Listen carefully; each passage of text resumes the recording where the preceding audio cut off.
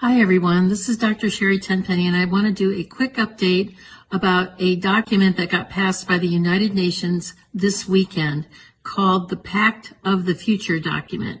It's two parts, one on science and technology and one about the youth and future generations. It is quite egregious, and it was done by a procedure called the silence procedure, which makes it a pact. And if no one objected, it is automatically adopted and put into the record as being completely adopted.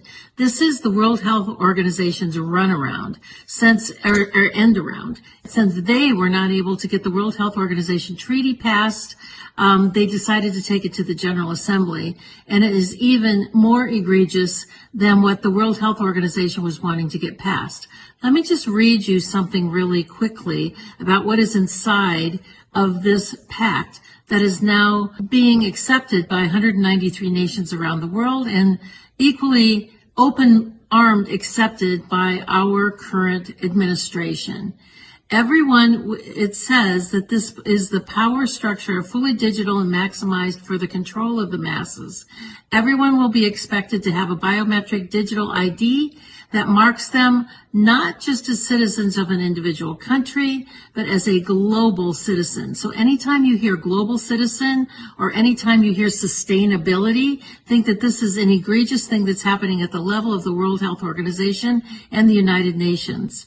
Anyone that has a dissonant opinion will be labeled as misinformation, disinformation, or malinformation and memory hold. Perpetrators for unapproved information will be fact-checked and punished by the system, which will be operated and enforced by artificial intelligence. Punishments will include being locked out of one's bank account, being unable to make certain purchases, unable to get on an airplane, on a subway, drive on public roads. This is the future, according to the world's self-appointed overlords at the United Nations. These are unelected bureaucrats that are making decisions about our country, our sovereignty around the world. Nothing could be more important at this point in time than to get prepared. Have water, food, digital access, flashlights, a way to communicate with family and friends. Now is really the time to get involved and get prepared, because this is what's coming. Our Congress is sitting on its hands.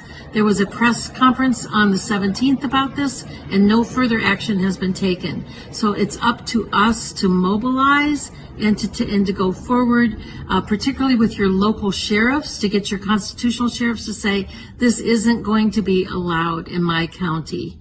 Thank you very much. Take action. We've been talking about the onset of one world order, one world government, one world religion, one world money for a long time. Well, it's no longer coming. It's here.